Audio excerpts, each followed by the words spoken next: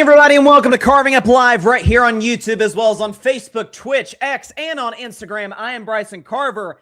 We're on the dawn. We are a couple days away from NFL Conference Championship Sunday. Obviously, I'll have my picks for both those games, AFC and NFC, in about 45 minutes or so. Got some basketball. Not great for two West Coast teams with all-time legendary players. The Los Angeles Lakers with LeBron. Talk about them in just a second. And a wild article that came out, by ESPN a couple of days ago regarding, LeBron James and Jeanie Buss, who's the owner of the team, or I guess now former, to a degree, owner of a team because she sold it to Mark Walter. The dynamic between those two, not great.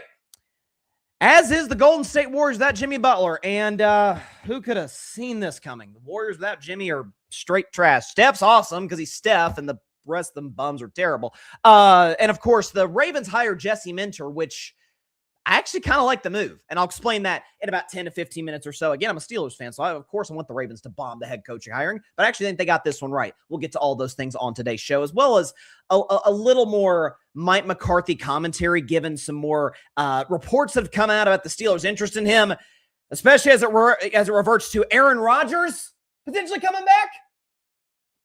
I'll save my thoughts for later on today's show. But first, a spicy article a couple days ago came out on ESPN. Shout out to Baxter Holmes, who wrote this piece regarding, it really wasn't about Jeanie Buss and LeBron James. It was about Jeanie Buss and her time as a Lakers owner and her relationship with some of her step siblings, and when she sold the team to Mark Walter and what went into that. We don't have time to get into that component of it. Frankly, I'm not as interested in that as I am in the dynamic between her and LeBron James. So basically, the article talks about how she felt. I'll get to the main thing that I found startling about it. But, she thought LeBron didn't take enough accountability for the Westbrook trade back in 2021. She thought about shipping him to the Clippers in 2022. She thought he wasn't as grateful as he should have been when they drafted Bronny, because it was a great sort of gesture by the organization. As Draymond Green pointed out in his podcast, let's not act like Bronny was just some, guy that they took from LeBron's house. Like, you know what? Bron's kid, let's bring him in. He was McDonald's All-American before he had, a heart attack, which we've talked about at length on this show.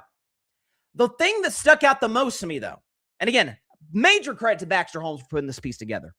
This is regarding Jeanie Buss and LeBron James. Quote, she didn't like that James was considered a savior for a floundering franchise when he arrived in 2018, and that it was he who chose the Lakers rather than the team's leadership receiving praise for landing him. Okay, so there's a lot to talk about with the LeBron component about him joining the Lakers. First of all, there were tea leaves as soon as 2017. After the Cavs lost the Warriors in the finals, lost in 5 games, Bron averaged a triple-double, didn't matter, ran to the greatest team ever. Bron was going to the final year of his deal, especially once Kyrie was shipped to Boston. He's like, what am I doing? And this team isn't trying to compete for championships. Still got him to the finals, but regardless, I want to go to LA for business reasons, because the fact that it's the Lakers. That's why I went to the Lakers, not the Clippers. And I think I can still be able to win at a high level here. She didn't like that LeBron considered himself a savior for the franchise. If he did, he should. And that's indisputable. When you think about the Lakers organization, you think of championships. You can go back to the days of George Mikan with the Minneapolis Lakers. We're going way back into the day, in the 50s. You had Mikan. And years later, you had Jerry West. And eventually, obviously, Wilt Chamberlain, Elgin Baylor, those guys. And then, of course, you had Showtime Lakers with Magic, Kareem, and James Worthy. And then you had Shaq and Kobe. And then Kobe and Powell. Nothing but success. 16 championships prior to LeBron James' arrival, second only to your rival, the Boston Celtics. And in the not 1 year, not 2 years, in the half decade, the 5 years prior to LeBron joining the Lakers, put up that graphic because it was the worst stretch in team history.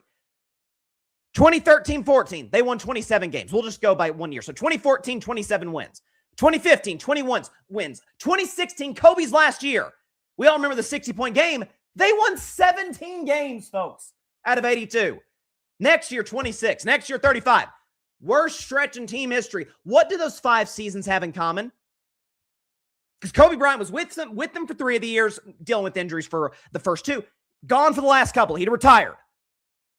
What did those 5 seasons have in common, folks? God rest his soul. The late, great Dr. Jeanie Buss had passed. Handed the team down to his kids. How did they do? Bomb draft picks. Hire bad coaches. Couldn't develop picks such as D'Angelo Russell and Julius Randle. Randle, in his case, Brandon Ingram. They went on to be excellent players post-Lakers. LeBron joins within 2 years, they're champions. So just that in and of itself, LeBron absolutely saved the Lakers. They were a crap organization. As a Golden State Warriors fan, I'm thinking, please, the days of the Lakers being, those have long passed. Maybe years down the road, they'll draft somebody and be a respectable franchise again. But the days of the Lakers being the NBA standard, that's over. Sign LeBron 2 years later, they're champions.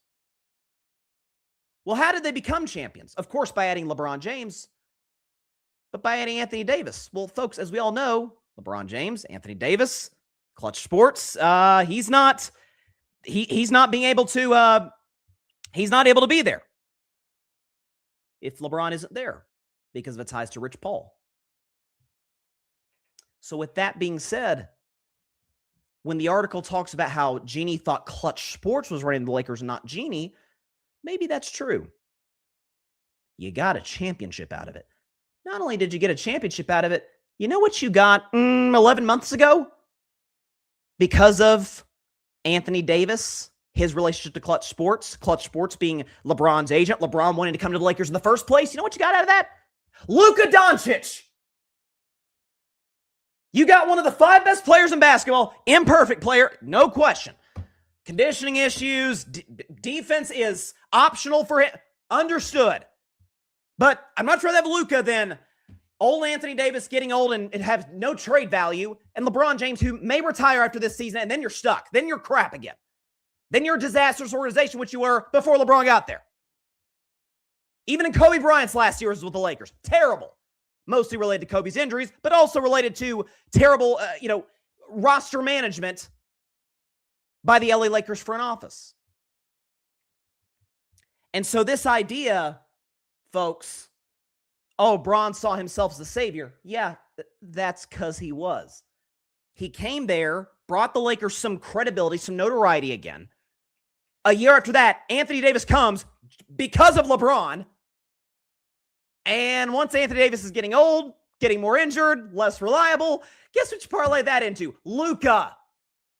Now you're set for the next, at worst, 7 years. Depends on how much Luka takes care of his body. So this has always been a franchise. Again, going back to before they were even in Los Angeles with Mikan. From that point on to now, with the exception of maybe like a combined decade, the Lakers have always had a superstar all-time legendary player in their prime. Mikan, West. Wilt wasn't his prime, but he was still excellent. He was a finals MVP, and I think that was 72. Then Magic, Kareem won MVPs with the Lakers.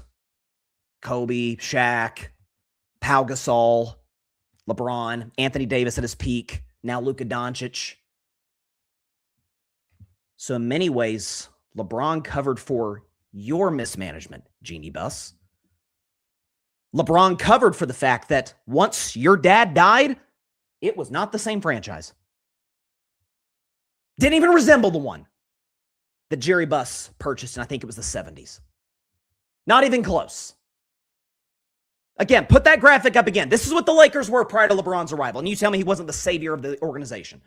27 wins, 21 wins, 17 wins is embarrassing. 26 wins, 35 wins. 2 years later, championship. It's kind of like when LeBron left Cleveland the first time and they were awful for 4 years. And then when he left Miami, still Miami, they're well run. It'd be one thing is if an article came out, Pat Riley thought LeBron was the savior. You could say, well, they haven't won a title since LeBron left, but they've been to a couple of finals. I mean, the Jimmy Butler years, get well soon, Jimmy. Dwayne Wade still had a nice playoff run in 2016. Like, they're still a good organization. Spoelstra's an amazing coach. Cleveland, God knows they wouldn't. Cleveland knows. Cavs, I know I get on Cavs fans. They know LeBron was the savior of that franchise. Before he got there, garbage. He was there, finals contender. Left, garbage. Got back, finals every year, won a championship in 16. Left, garbage until they got Donovan Mitchell 4 years later. The hubris by Jeanie Buss, as reported by Baxter Holmes, is just astounding to me. And again, there's more in this article.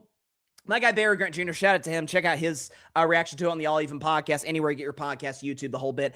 He kind of went deeper than I am as it relates to Jeannie's relationship with other members of her family, step siblings, the sale to Mark Walter, which I think was a great move for the Lakers, as bad as I hate to say it, because Walter's done an unbelievable job with the Dodgers in LA.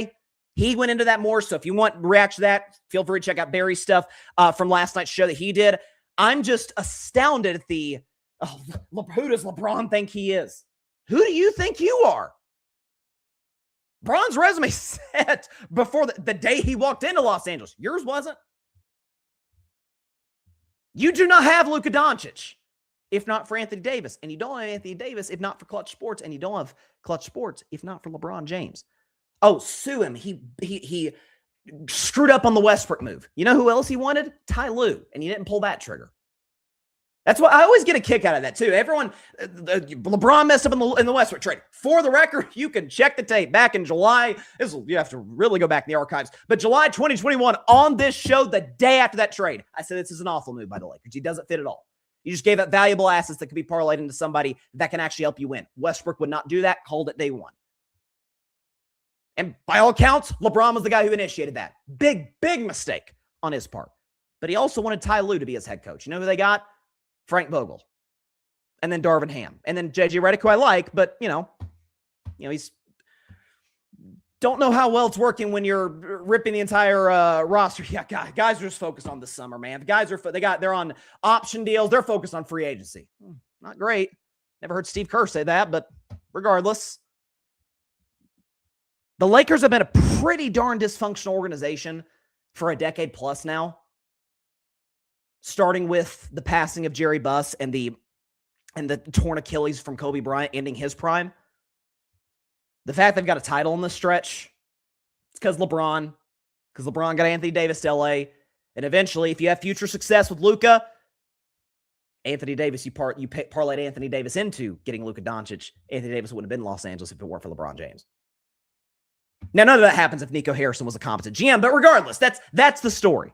So I read this and I was flabbergasted by it. Absolutely flabbergasted. Here's something I think is interesting, though. Well, we'll do another NBA topic that every Warriors topic I'm going to do for the rest of maybe my life. I'm going to dread after the Jimmy injury. Get to them in about 10 minutes. To the Baltimore Ravens. I guess this is the show where I'm complimenting my teams, some of my team's rivals. The Lakers and Warriors have they don't love each other. Northern California, Southern California. And then obviously Steelers, Ravens, that's pretty self-explanatory. So the Ravens hired Jesse Minter to be their new head coach. Now, Jesse Minter was long-time ties to the Harbaugh family. He worked for John Harbaugh in Baltimore for a while. Then he went to work with Jim as the defensive coordinator at Michigan. He came with Jim to the LA Chargers to be their defensive coordinator, turned them from literally the worst defense in football to top 5 defense in 2 years. Like the guy can coach. But as we all know, you're hiring a guy for the first time. You don't know what he's going to be. Ben Johnson's the closest that I've seen where it's like, oh, that guy's going to work. He just is. He's motivation of Dan Campbell, the brilliant smarts when it comes to play calling. I'm sure he'll put together a good staff, which he did. Ben Johnson's the only coordinator in the last 5 years that I felt like was a pretty sure bet. You don't get those very often. So Jesse Minter, who knows? We know he's going to a well-run organization. The Bisciotti family do a great job. Lamar Jackson's still an elite quarterback at a down year, I think, in his defense in large part because he was injured. And we know the Ravens draft well. So it's not like he's inheriting the Browns, who when you watch just a sidebar, I'm obviously scouring all these head coaching interviews because my team's looking for a head coach. And when you're seeing like this guy turned down a Browns, like Chris Shula turned down a Browns interview, like that they're going to have to like end up promoting Jim Schwartz, who's a great DC head coach, leaves a lot to be desired. So it's Cleveland being Cleveland. But to Baltimore, though, I actually think this works. Part of the reason I say that, again, is the ties to Harbaugh's. And you say, well, isn't part of the reason they fired John Harbaugh because he didn't have the best relationship with Lamar Jackson? Well, yes, but do you think John and Jim are identical? They're actually kind of notorious for being very, very different from one another. Jim's very intense, Jim's his own man. Like we know that going back to Niners, Michigan, Chargers, even before that, Stanford, like Jim's his own guy. John, not necessarily the case. I'm not saying John's not unique. I'm saying Jim is a different cat. And Jesse Minter spent most of his time with Jim Harbaugh with the Chargers and with Michigan.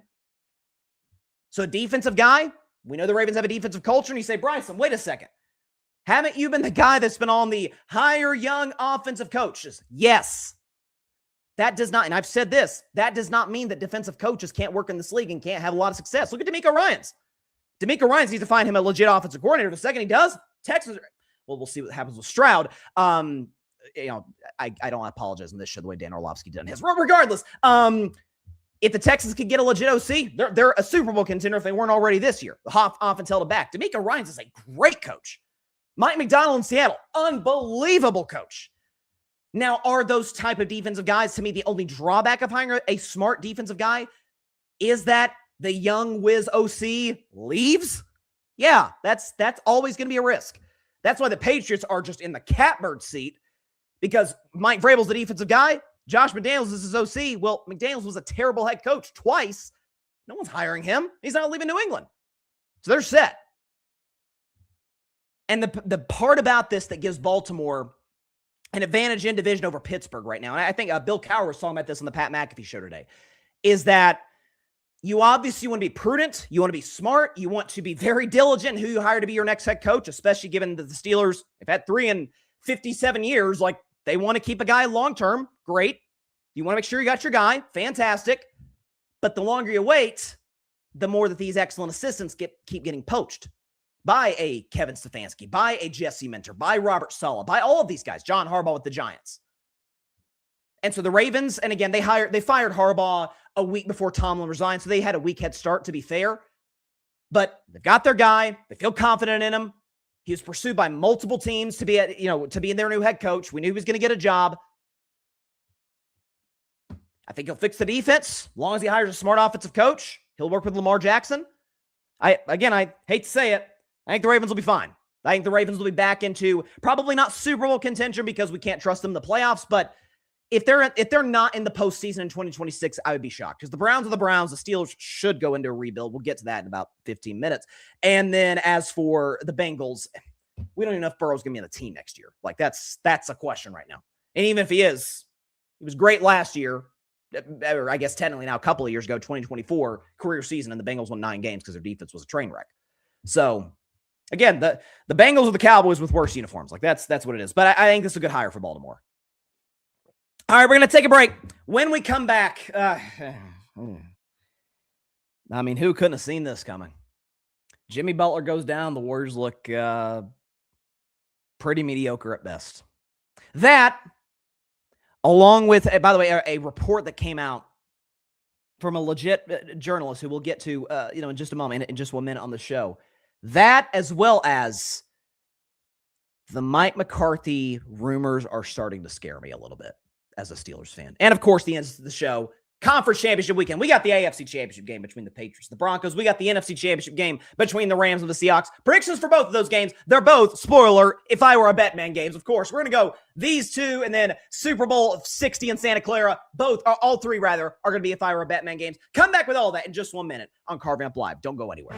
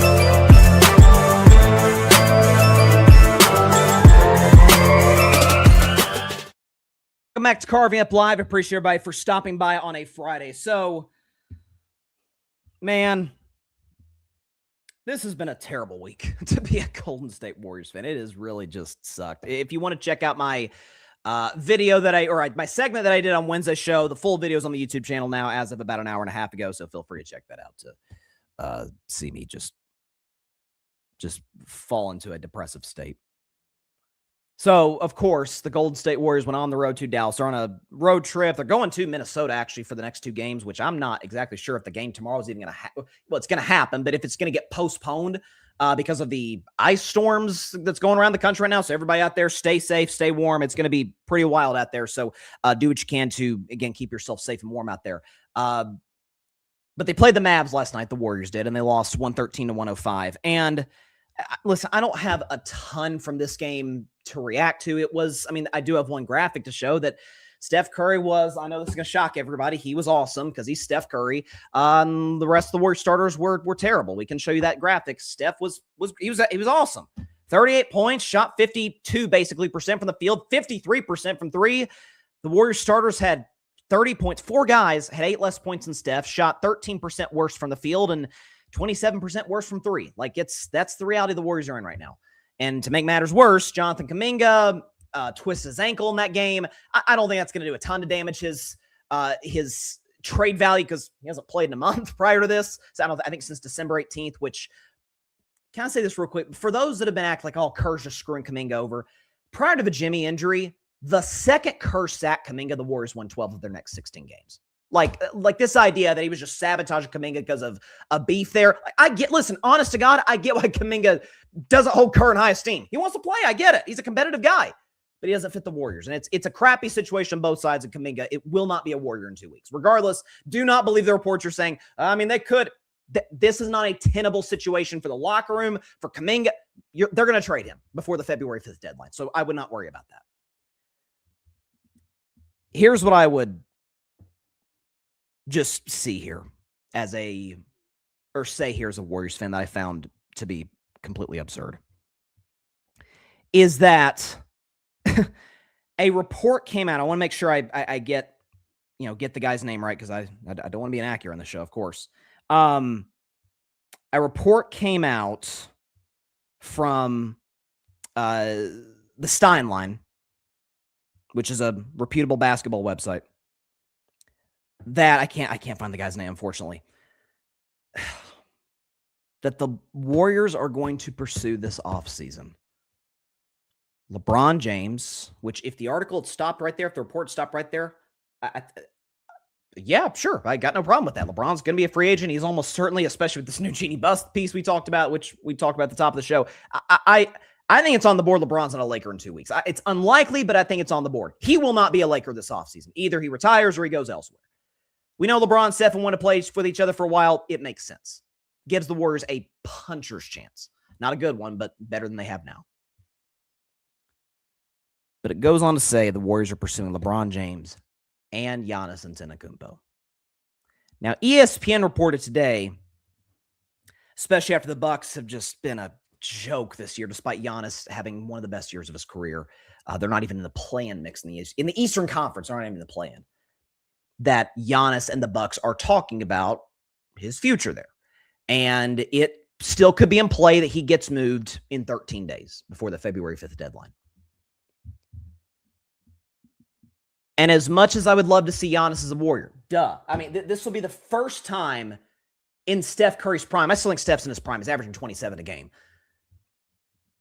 For the first time in Steph's prime, he would have a guy on his team that is definitively better than him. We can argue about who is better between Steph and KD. I think it was Steph, but it was at least close. It was a discussion. They were both recently crowned MVPs.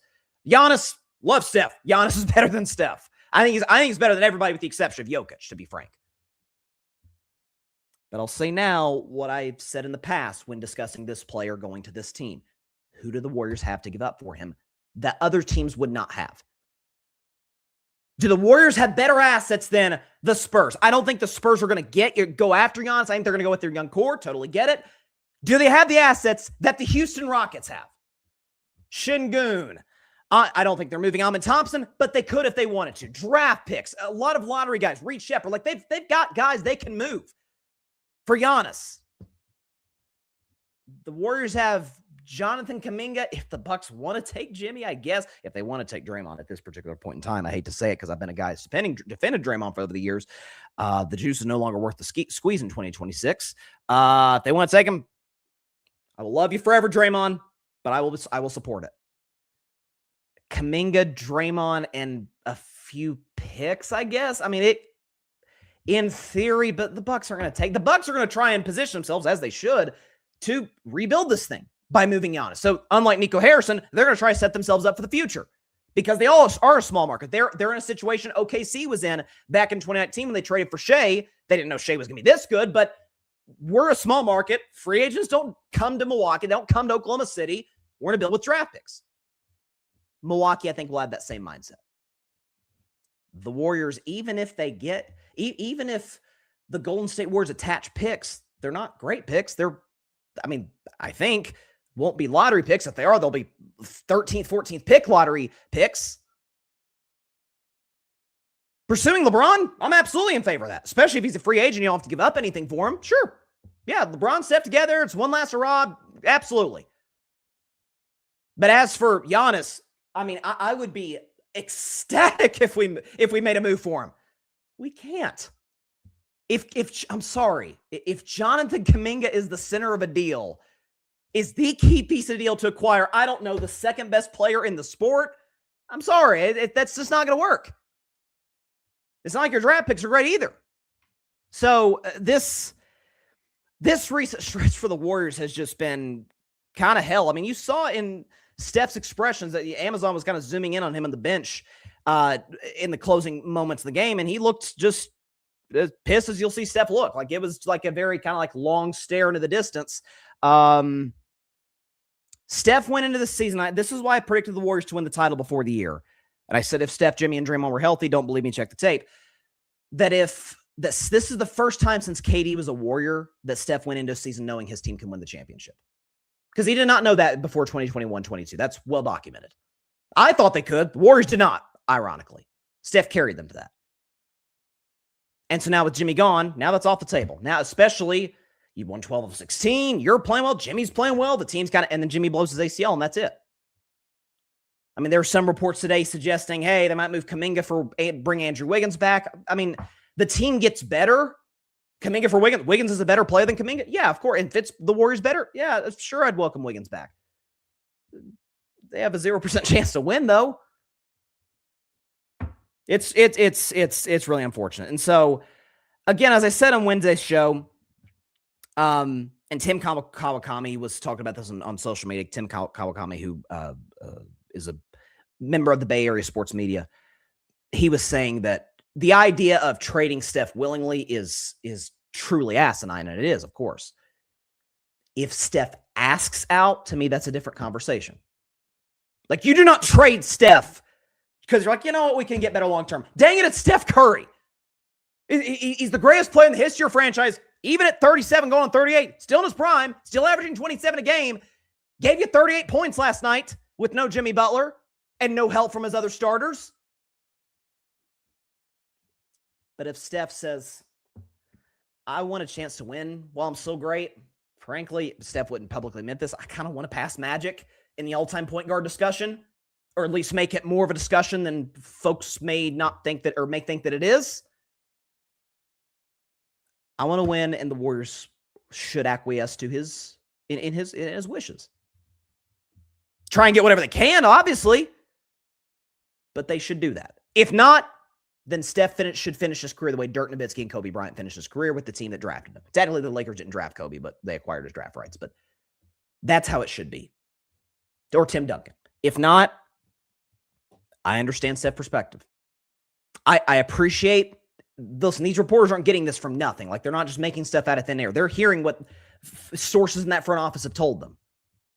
That they're trying to just do whatever they can just to give Steph one more chance to win a title. They did last year, to their credit, by acquiring Jimmy, and then Steph's hamstring goes. Like, that's injuries, man. That's sports. It happens. I don't know, man. This season's just totally gone to hell, and it's terrible. Let's shift to something else that'll piss me off. Mike McCarthy potentially getting hired as the Pittsburgh Steelers head coach. So, Adam Schefter went on McAfee today. And he said, there's three names I'm hearing as like the front runners for the Steelers job. One of them actually interviewed with Pittsburgh today. The one that did was Anthony Weaver, defensive coordinator for the Dolphins, Chris Shula, defensive coordinator for the Rams, and Mike McCarthy, former head coach of the Packers and Cowboys. I'm still not going to give up on the idea that Nate Scheelhaase couldn't be the Steelers' next head coach. That's honest to God, especially now that Flores got an extension with Minnesota. I really want Nate Scheelhaase to be the new head coach of the Steelers. Young, offensive minded McVay tree. I already talked about that on Wednesday.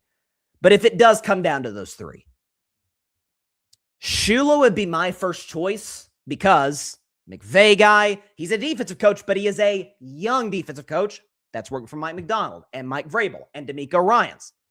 Like there's a template for this to work, as long as you hire a good staff.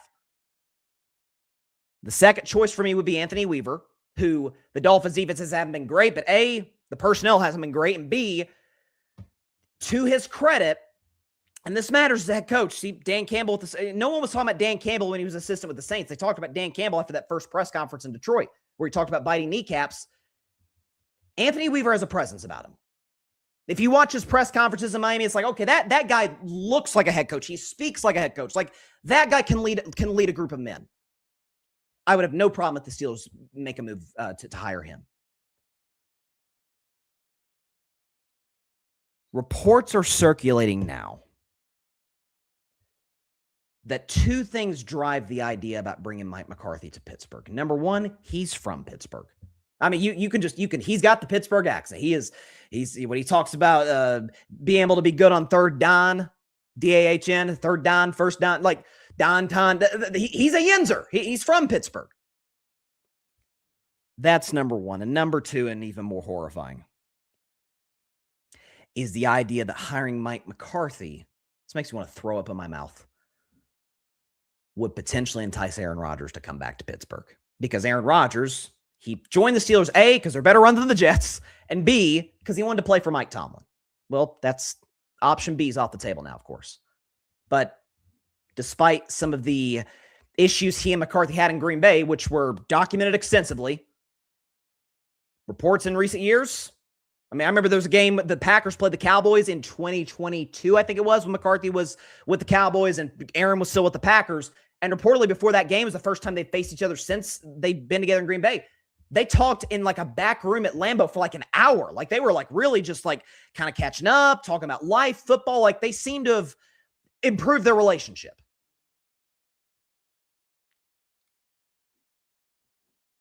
My question to the Steelers front office, if this is an actual thought going through their head, if the idea is hire Mike McCarthy hire Mike McCarthy in and of itself, I mean, do we have the graphic? You're hiring the offensive version of Mike Tomlin. I mean, here you go. Tomlin 19 seasons, McCarthy 18. Tomlin 13 playoffs, McCarthy 12. Both have 8 division titles. Tomlin, much better winning percentage of the regular season. McCarthy, much better winning percentage in the postseason. They're the same guy.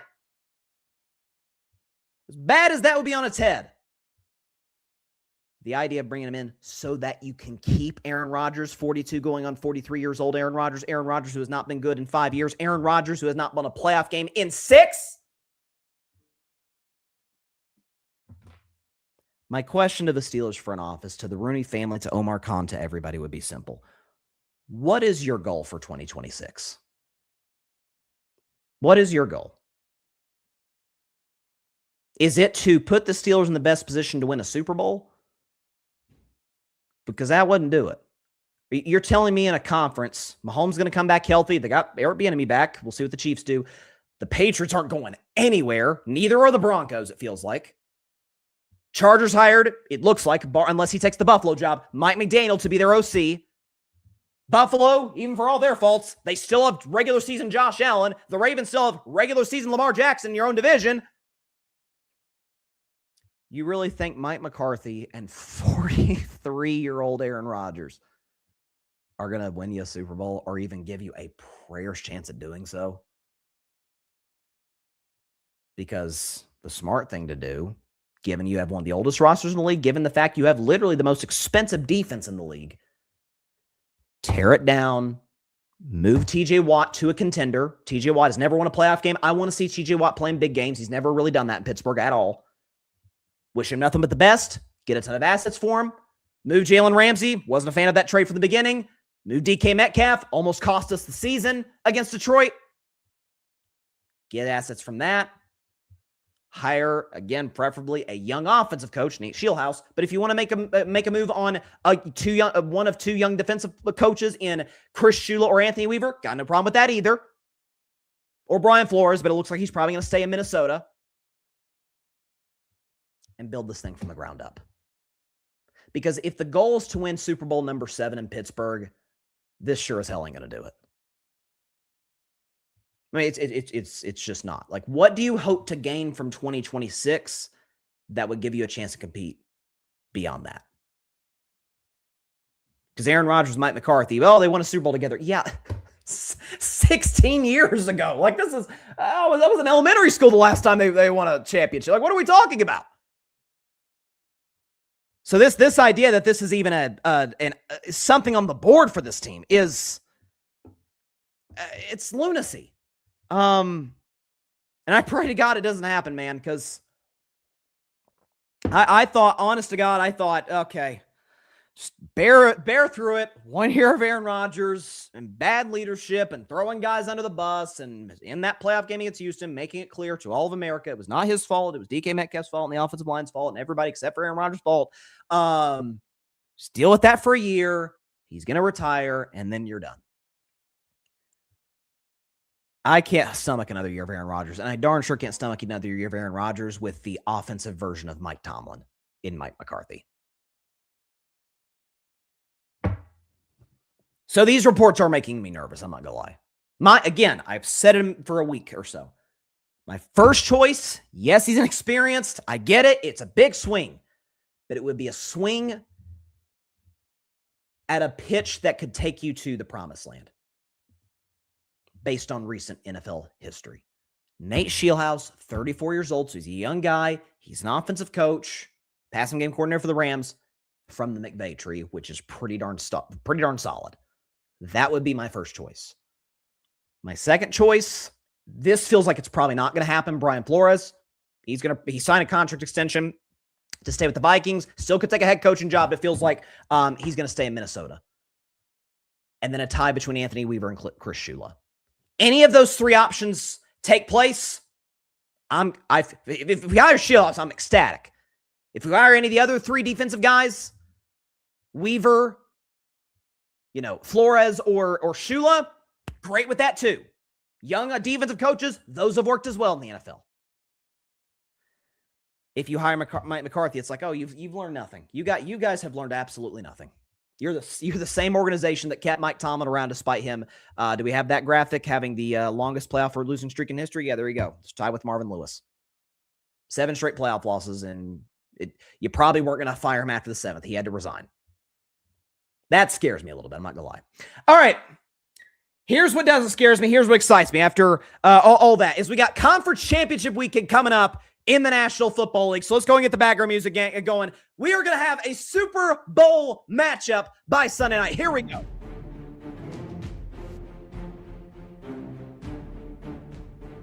All right. Start with the AFC Championship game. But before we get to that, let's show the update. It's a very mixed bag on my picks this year. So this includes postseason. 175, 107, 1. Not terrible. Against the spread, I'm going to finish under 500, which is a bummer. Upset of the week, 8-11. I could have easily been 9-10 with the Caleb Williams Hail Mary at the end, but alas. Bleak bet, we already said last week that that's done for the year. The bleak bet should look like that because it's a bleak bet. And then bet, man, my dearly beloved segment. Even if I go undefeated the rest of the way, I'm going to finish under 500, and that's something that pains me in my core. It really, really does. Divisional record 2-2. Divisional record against the spread also 2-2. So, good old-fashioned Pittsburgh Steelers 500. All right, let's go though to the AFC Championship game, and for the record, both games will feature this segment. It's time for my favorite segment of all time. It is called Betting Man. If I were a bet man, I am looking at the AFC Championship game featuring the 2-seed New England Patriots and the 1-seed Denver Broncos. New England on the road is a 4.5-point favorite. Of course, this almost entirely stems from the fact no Bo Nix for the Broncos for the rest of the playoffs. He unfortunately broke his ankle in that game against Buffalo. which really sucks for the kid because he was clutch in the fourth quarter and overtime. Would have loved to have seen him get an opportunity in this game against New England. Even as critical as I've been of him, would have been fun to see. New England's favorite in this spot. Jarrett Stidham making his first start in 2 years. Throwing his first pass in 2 years. He's got 4 starts total in his career. He's got a 1-3 record in those games.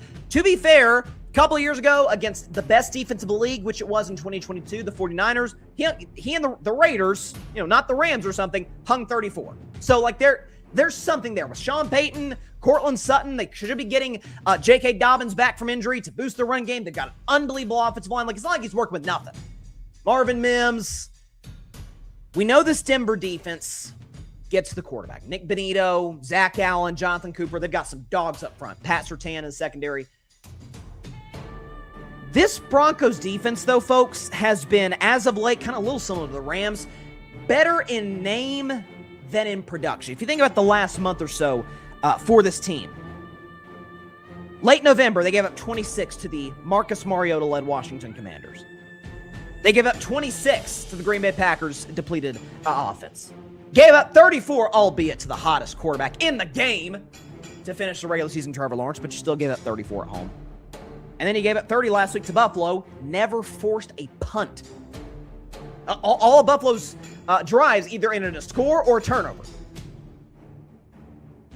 Well, the thing is, though, Drake May comes in this game, and we can show Drake May's stats for the postseason. He's been a little shaky. He's got more turnovers than touchdowns in the playoffs.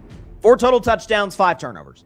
Completion percentage, not great. Pass rating, not amazing. Not as good as it was for him in the regular season. But again, 2-0 because the Patriots defense has been sensational. I'll be honest. The line scares me a little bit, but there's also an element I was just kind of sat back and thought of this, like, okay. Justin Herbert's a terrible playoff quarterback. We've done segments for years on the show about that. CJ Stroud has regressed badly for the last year and a half. Do I think Jarrett Stidham, even at home, even with Sean Payton, is better than those guys, even despite the limitations there? I really don't. And so, as I said on the show, on Monday after the Patriots beat Houston, that I wanted to be the first to congratulate the Patriots on going to the Super Bowl. Let's make it official. If I were a bet man, give me the Patriots minus 4.5. They win 27-16, and for the first time in not even a decade, like Patriots fans act like it's been a eternity, since 2018, okay? The New England Patriots will represent the AFC for Super Bowl 60. 27-16, Drake May has his first clean game of the playoffs, and the Patriots get this thing done. 27-16, they cover the 4.5-point spread, although again, it's better than 5.5, so some people are starting to like Denver in the points, but not crazy about the 4. All right, it is now time for the second game for my favorite segment of all time. It is called Betting Man. If I Were a Bet Man. Man, I went back and forth on this one, folks. The NFC Championship game featuring, let's be honest, in the regular season, the 2 best teams for the NFC. The Los Angeles Rams, the Seattle Seahawks. Seattle in this game, favored by 2.5, which I think is a perfect spread. These days in the NFL, home field advantage isn't quite what it used to be as it relates to betting lines. It's about 2.5 now. It used to be 3. It's down to 2.5. So basically Vegas is saying, hey, if this was played in the Super Bowl, some people are saying this is the Super Bowl. I disagree with that. But if this were the Super Bowl, pick 'em game. There are a number of reasons you could pick either team this spot. If you want to pick the Rams, you would say, okay, this Seattle defense is awesome. It is awesome. And the last time that Matt Stafford and this Rams offense squared up against the Seattle Seahawks, Stafford had maybe the best game of any player at his position in the NFL. It might be the game we look back and say, even despite the loss, that might have gotten him the MVP.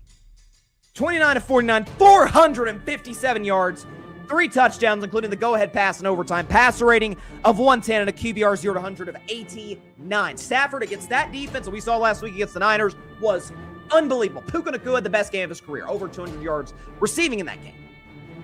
That would be the biggest reason to pick the Rams.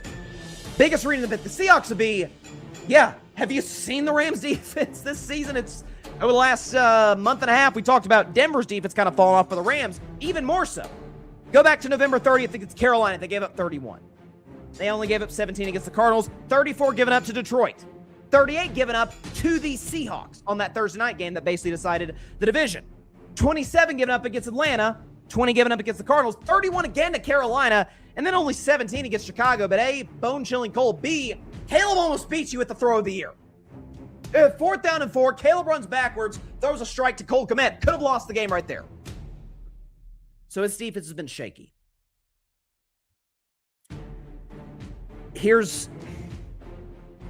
And this is bordering on Bryson's bleak bet, but it's not a bleak bet because I will not be shocked. Obviously, it's the best 4 teams in the NFL left. Of course, I'm not shocked if one of these teams wins. The deciding factor for me, because I think the winner of this game is going to be favored to win the Super Bowl. That definitely against Denver, and I think against New England. It's as simple as this. Not only was one quarterback outstanding against the other defense in their last meeting, not only did the Rams lead the Seahawks for all 4 quarters of their first matchup and for 3.5 quarters of their second matchup and losing on a 2-point conversion in overtime. And I've defended this guy, but he's fallen off as of late. Big game. It comes out of this sometimes in sports, folks. Which guy do you like in the brightest spots better? Do you like Matt Stafford or do you like Sam Darnold? Well, here's what I know about Sam Darnold, it's been great to see his renaissance in the last couple of years, and I think he's established himself. He is a franchise quarterback. Going back to last year at Minnesota, we're not talking about some of those years with the Jets or Carolina. No. Against the Rams, as a member of the Vikings and as a member of the Seahawks, he's played them 4 times. Here's Sam Darnold's numbers. It's pretty self-explanatory. He has 5 touchdowns, 7 picks. Completion percentage is pretty good. So is the pass yards per game, but passer rating of 78 at a QBR 0-100 of 38, and he has a record of 1-3. That one win obviously came in their most recent matchup, for Seahawks to feel good about, in that Thursday night game a month ago. So because of that, it's going to be tight, man. I think this might be the game of the year. I'm going with the Los Angeles Rams. If I were a bet man, I'm taking the Rams plus 2.5 to win this game 28-24 over the Seattle Seahawks. And for the second time in the last 5 seasons, the Los Angeles Rams will represent the NFC in the Super Bowl. That means we will get how history repeats itself, folks. The game, I almost hit the mic there. The game that started the Patriots dynasty, the game that concluded the Patriots dynasty, is the game that, does it start another Patriots dynasty? Who knows? But we get again. Rams, Patriots, Super Bowl 60. That will be your matchup. We will get the top 2 candidates for the most valuable player in Matt Stafford and Drake May. Man,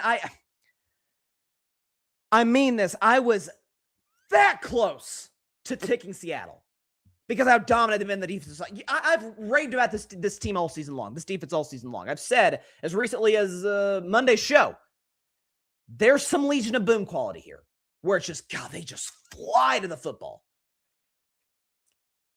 And I'm not comparing Matt Stafford to this quarterback before you Patriots fans get mad at me. But what happened when Seattle ran into the likes of Tom Brady? Said, what happened when they ran into Peyton Manning? Bad snap over Peyton's head. It all snowballed from there. New England at least was competitive. They were down 10 in the 4th, but New England started that game out in front. Brady torched them. Now, again, greatest quarterback ever. But Matt Stafford, literally the last time he played this team, he threw for 450 yards and 3 touchdowns. That Devon Witherspoon and Puka Nacua matchup is going to be fascinating in this game. Can't wait to see it. McVay versus McDonald. Oh, my gosh. And by the way, both conference championship games feature a Sean versus Mike matchup. You got McVay versus McDonald, and you got Peyton versus Vrabel. Fun stuff. With that, a little bit of a shorter show, but that's all the time for today's show. Appreciate everybody stopping by as always. Before we get out, a little bit of business real quick. Be sure to check out our Carving Up merch. Scan that QR code right there on the top left side of your screen because it will take you to our Grid Network website. You could check out Carving Up merch. We got hats, we got t-shirts, we got coffee mugs, we got jogging shorts, jogging pants. You're not going to get any of those shorts for a while, especially given the weather around the country right now.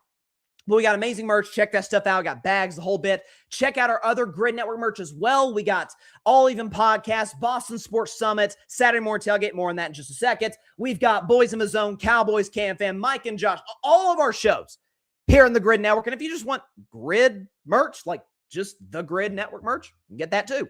So definitely scan that QR code right above me and to your left side of your computer or phone screen or smart TV, the whole bit. Scan that QR code. It'll take you to the website where you can check out our Grid Network merch. Also, tomorrow, big announcement, tomorrow morning, the Saturday Morning Tailgate Season 1 finale.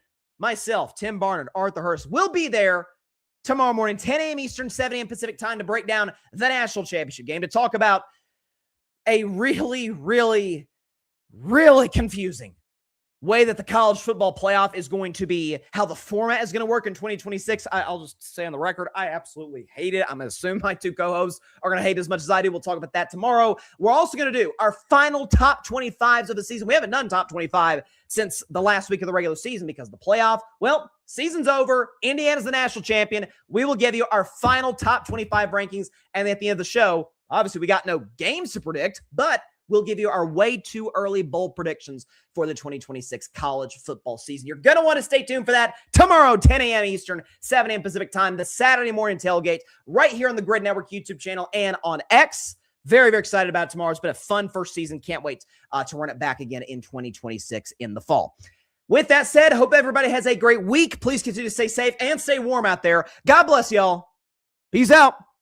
And the Steelers better not hire Mike McCarthy. They better not. Okay? Thanks so much for watching the show on YouTube, and be sure to go click that big red subscribe button and check out the other clips and full shows from Carving It Up Live, as well as our other incredible content creators here on the Grid Network.